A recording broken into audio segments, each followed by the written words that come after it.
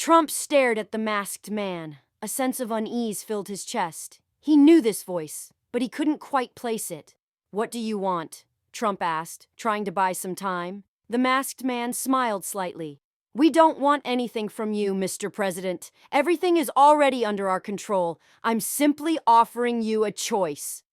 Gunfire still echoed in the hallways as the Secret Service agents fought back.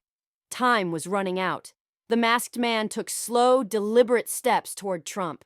"If you come with us, your son will remain unharmed. Otherwise, things will get much worse." Trump's face tensed. He looked at Barron. His son was scared, but trying to stay strong. His own flesh and blood, he would never abandon him. "Who are you?" Trump demanded, locking eyes with the masked man. The man slowly removed his mask, and Trump couldn't believe his eyes. Standing before him was former National Security Advisor Richard Hale. Trump's brows furrowed. "You? You worked for me for years. Why are you doing this?" Hale took a deep breath. "Because, Mr. President, you have always been on the wrong side. And now, it's time to end this." Trump's mind was racing. As he tried to process Hale's betrayal, an explosion shook the entire building. "Dad, we have to go!" Barron shouted. Secret Service agents were trying to shield Trump and his son while holding off the attackers. But their numbers were dwindling fast. Hale remained calm. "The White House is falling, Mr. President. You can't stop it. But you still have a chance to survive. If you join me, you and your son will be safe." Trump clenched his jaw. Surrender was not an option. Just then, a voice echoed down the hallway. "Mr. President, this way!" Trump turned. It was General Carter, one of the most loyal commanders in the U.S. military. He had found a secret escape route. Trump and Barron now had two choices. One, surrender to Hale and play by his rules. Two, trust General Carter and fight back. Trump didn't hesitate. "Come on, son," he shouted, grabbing Barron's hand and rushing toward General Carter. But escaping wasn't going to be easy.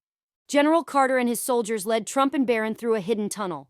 This was one of the most well-guarded escape routes in the White House. But just as they reached the exit, the doors exploded, and a heavily armed group appeared. Hale's men knew about this route too. Carter cursed. "They were waiting for us! Mr. President, we can't get out this way!" Trump's mind worked quickly. This attack was planned by someone who knew every inch of the White House. There was no doubt now. Hale had inside support. Just then, a voice crackled over the radio. "Eagle 1, do you copy?" Trump grabbed the radio. "Speak."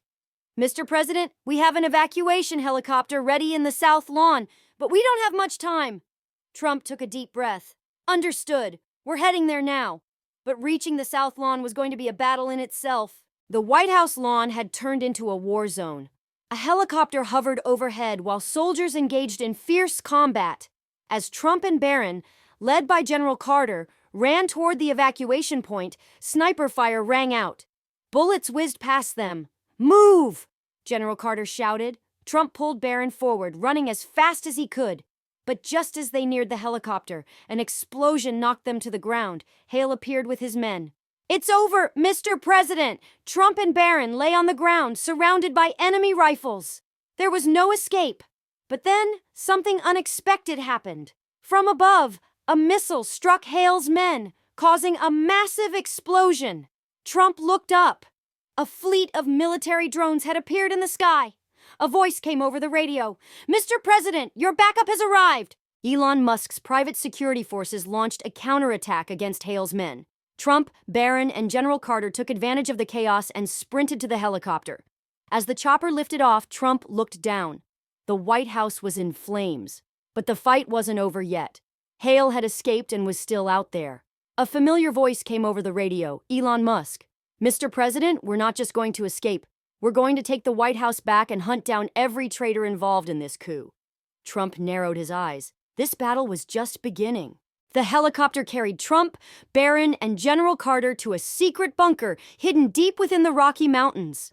This facility was built to protect the nation's leadership in times of extreme crisis. As soon as they landed, Elon Musk was waiting.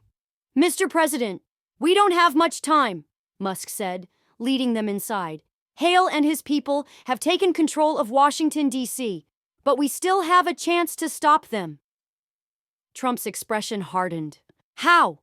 Musk pulled up a holographic display. I've been tracking their communications. They're planning something even bigger. Hale's coup is just the beginning. Trump leaned in. What's the next move? Musk turned to Carter. We need to strike now. We need to take back Washington before they can fully consolidate power. Trump looked at Barron. His son had been through hell tonight, but this was bigger than both of them. Let's do it! A full-scale counteroffensive was launched. Trump's loyal military commanders, Musk's private forces, and remnants of the Secret Service all joined forces. The mission: retake Washington, D.C. and restore order. Under the cover of darkness, Trump personally led a team into the city.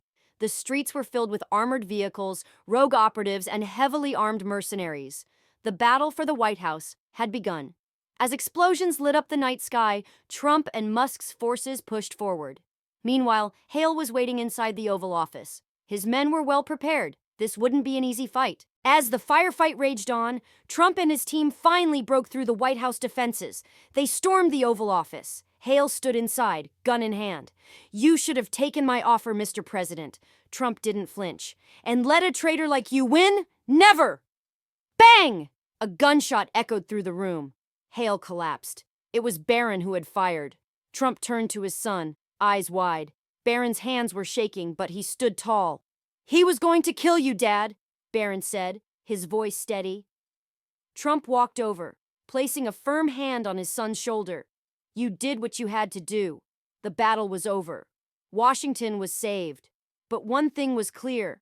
Nothing would ever be the same again.